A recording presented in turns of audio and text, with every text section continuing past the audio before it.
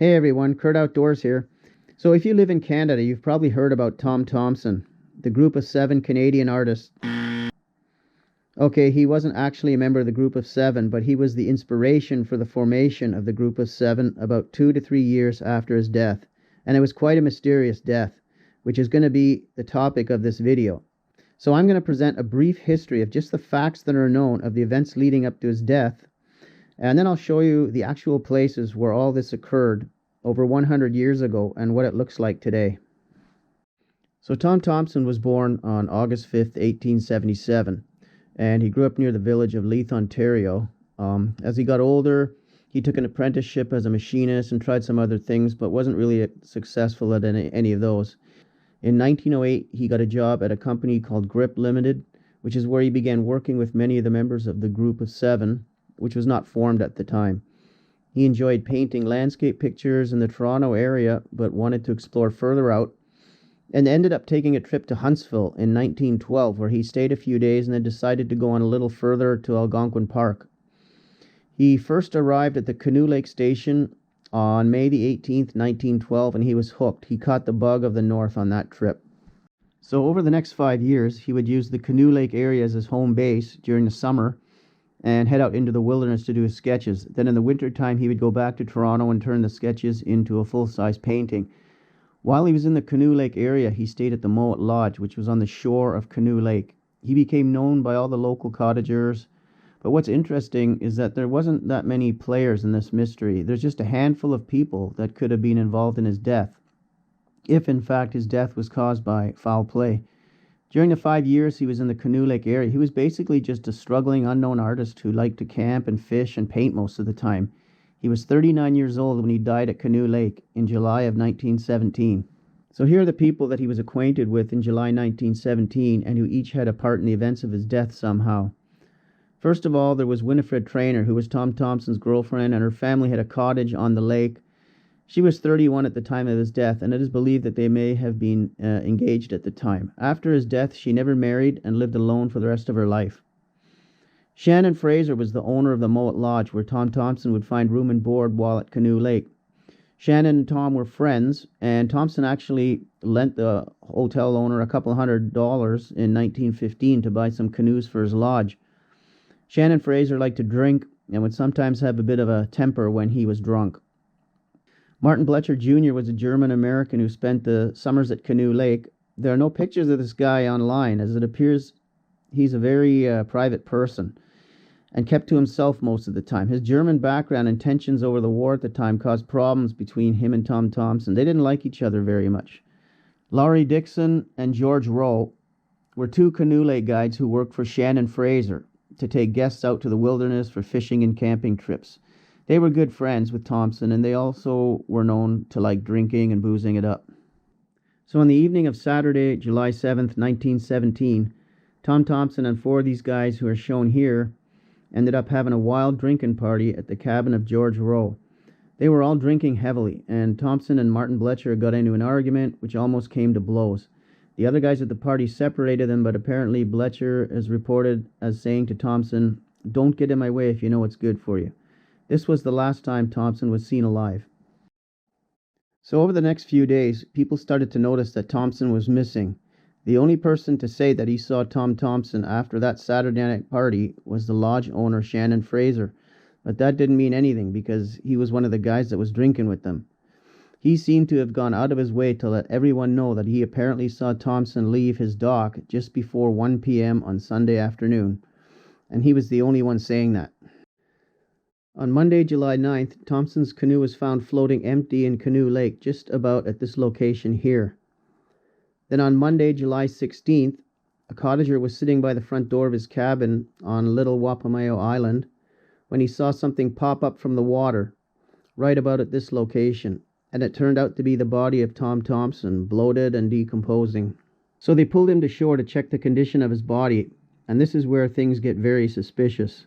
He was found with a 4-inch bruise or injury on his left temple, and there was fishing line wrapped around his legs about 16 or 17 times. Also, the paddle that he always used was never found, even though they searched the entire lake for it. and they quickly buried his body at the little cemetery on a hill overlooking Canoe Lake that was used by the locals. This was against the wishes of the family, who wanted his body returned to Leith, Ontario, to be buried in the family plot.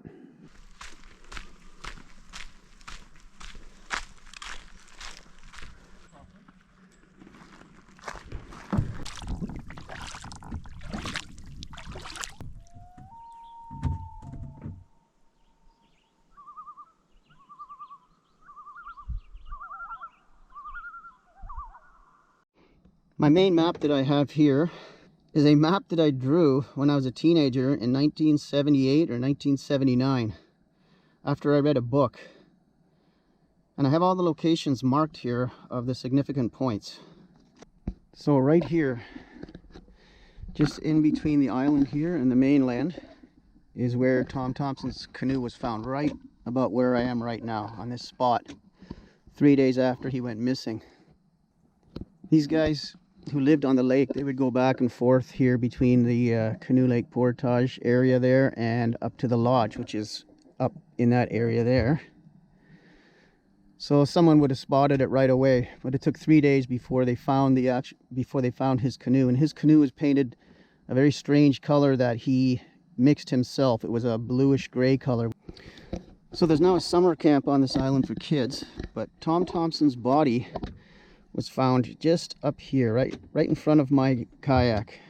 At the time, there was no summer camp on the island, and there was a doctor who was vacationing there in someone's cottage, and he's sitting on his front porch 10 days after Tom Thomson went missing, and all of a sudden the body pops out of the water here, and he calls two canoers, just like these guys up here, and says, "Hey, come and check this out, see what it is." And sure enough, it was Tom Thomson's body. Once they pulled him out of the water, they saw the injury to his left temple, and they hauled him to the island there, and they called an embalmer from the mainland a day or two later, and they actually embalmed him right on the island there. They pulled him on shore, then they drained all his fluids and filled him up with embalming fluid right on the island. So now I'm going to show you where the cottages were and where all the main players were living.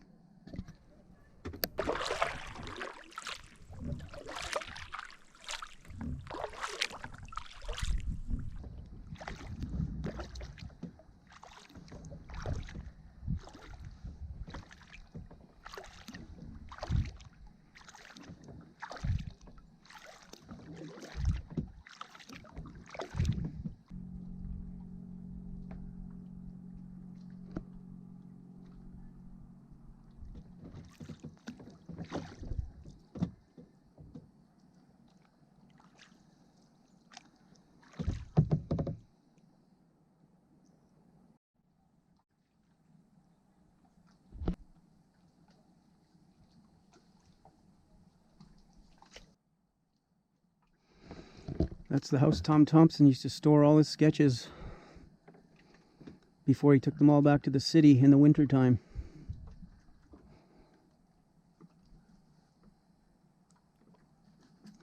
Must have been a nice little place. It looks to be totally abandoned now.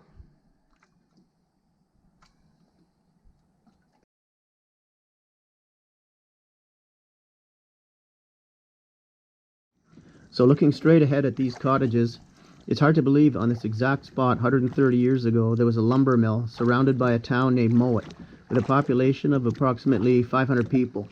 The cottages of Tom Thomson's time were leftover buildings from that town after the mill shut down. On the ruins of that mill about 15 years later is where George Rowe built his shack and was the location of the drinking party on July 7th, 1917. So in those trees straight ahead, it's quite possible that's where the artist had the last few minutes of his life.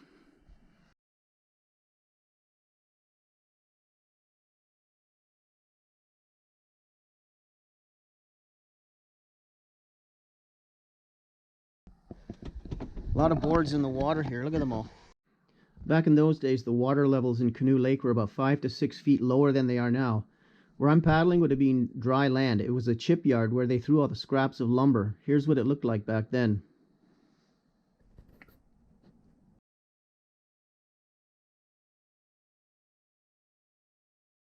Man, look at that.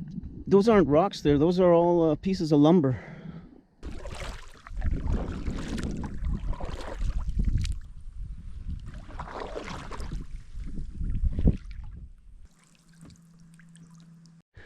So I'm going to leave my kayak there.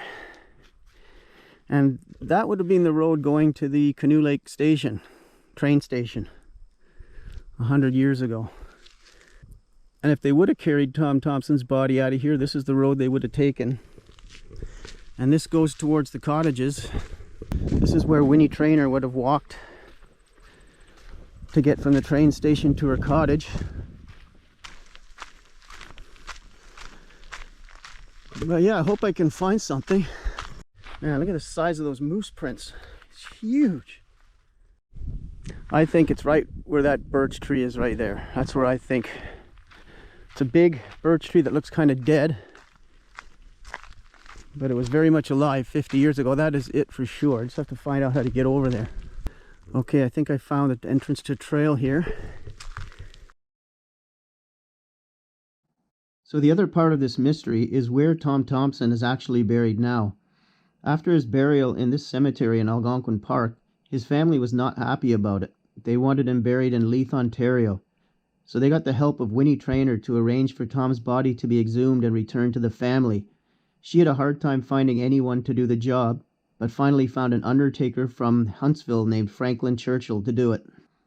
This undertaker arrived in the evening at Canoe Lake Station with a metal coffin, since the remains would be pretty messy, and the metal coffin could be soldered and sealed shut to prevent anything leaking out. But what is odd is that he insisted on working alone overnight to do this job. He was back at the train station the next morning with the coffin and the remains ready to go back to the family. This is where the doubt comes in. It would have been almost impossible for someone single-handedly dig a 6-foot hole and scoop up all the remains, fill the hole in, then heat up a soldering iron in the middle of the woods and seal up the coffin, then carry everything back to the train station. All of this he did apparently overnight. Nobody else really saw the remains, so it was all on his word. This is why most people have always believed that the body is still here in this cemetery. In 1956, a group of 4 men went up to the cemetery to dig and look for the remains. What they found a few feet north of the fenced-in cemetery, which you will see in a minute, is some bones and a skull with some kind of injury on the left temple. At first they said it was the skull of an indigenous person, and in later years with better forensic techniques they concluded that it could have been the skull of a Caucasian person. I believe, as most others do, that he is still buried in this cemetery. This could be decided once and for all by opening the coffin in Leith, Ontario, but so far the family has not given their permission. As far as what really happened to Tom Thomson, no one can ever know for sure now. Too much time has passed, but what I believe happened was they did have the drinking party, they got into an argument over something, and Thomson and hotel owner Shannon Fraser started swinging at each other. Shannon maybe knocked him over, hit him with something, and Thomson went down and stopped moving. Drunk Shannon freaked out and panicked, thought he killed the guy. Decided to dump his weighed-down body in the lake and flip over his canoe. But he forgot to throw the paddle in the lake as well. They all agreed to the story since they all possibly felt implicated in this, and I'm pretty sure they tried to cast suspicion on Martin Bletcher Jr., since he was an outsider and nobody really liked the guy. After reading a few books on this whole thing, it's my personal opinion that this is the way it all happened, but I could be totally wrong. Really, only the guys who were at the party that night know the truth, and what actually happened will never be known. So it's at the top of the hill, and here's a big old birch tree. And here is the cemetery where Tom Thomson was buried. Now, he's actually not buried in here. There's a mill worker buried here, and a child, a boy, got a 10-year-old boy, I believe.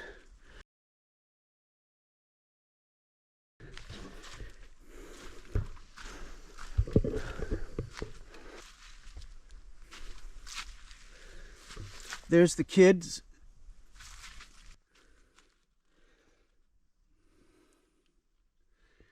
What this says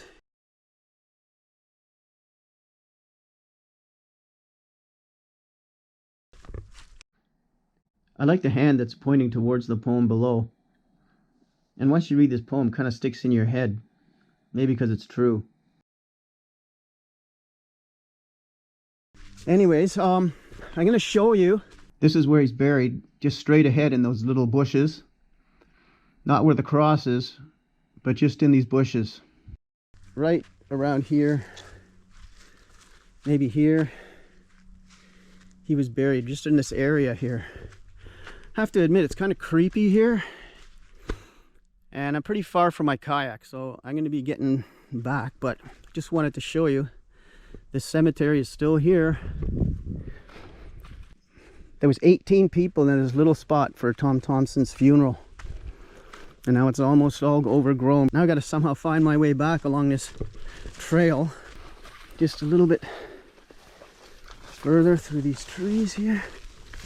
Oh.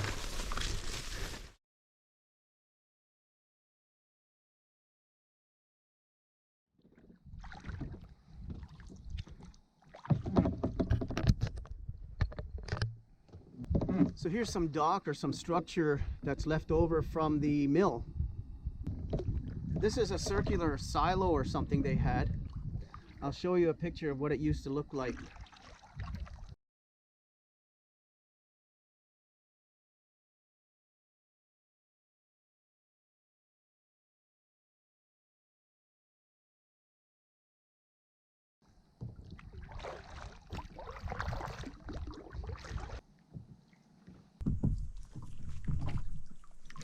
Look at that, man. The whole thing was built on some cut lumber there.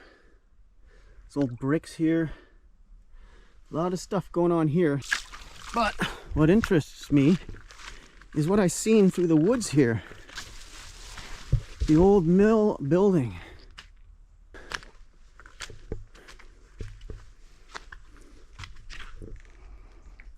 Oh man, there's a chimney there.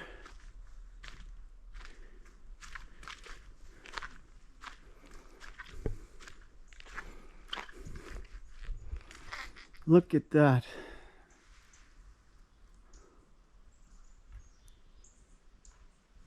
It's amazing the amount of stuff that was going on back then.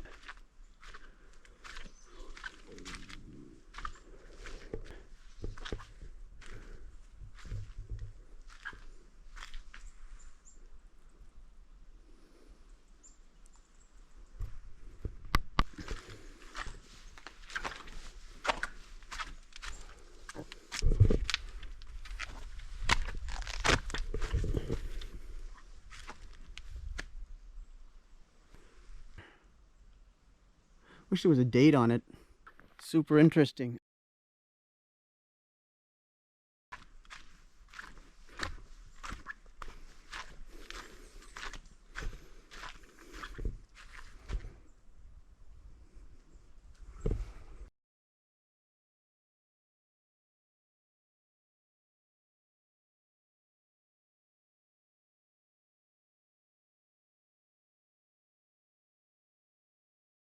So this is the remains of a bridge that was part of the main road that went to the mill that we just looked at. They didn't use the train anymore because some of the trestles on the main railway line had become unsafe due to their age and sections of the track were shut down. Highway 60 now had reached the park and they took the lumber out that way.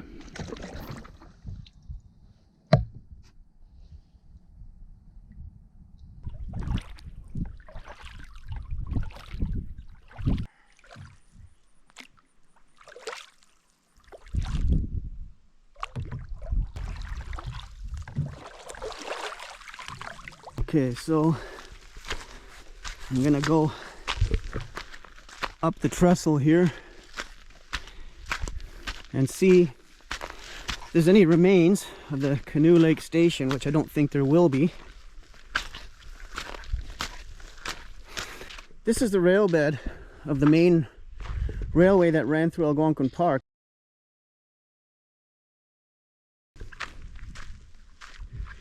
Beautiful scenery here.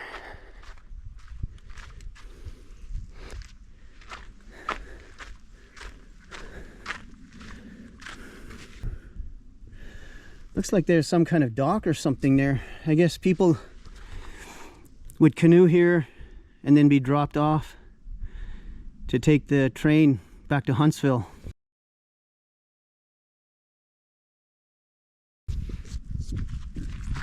But this is the location right here of the Canoe Lake station. So anybody coming to those cottages that I showed you, they would come on the train here and get off at this station.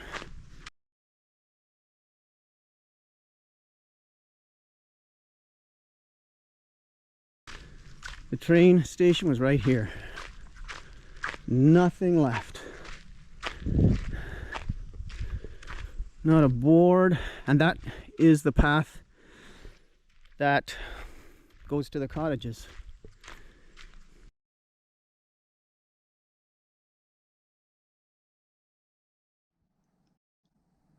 Tom Thomson and all the others must have stepped on that stone hundreds of times 100 years ago, as this was the dock that went up to the train station.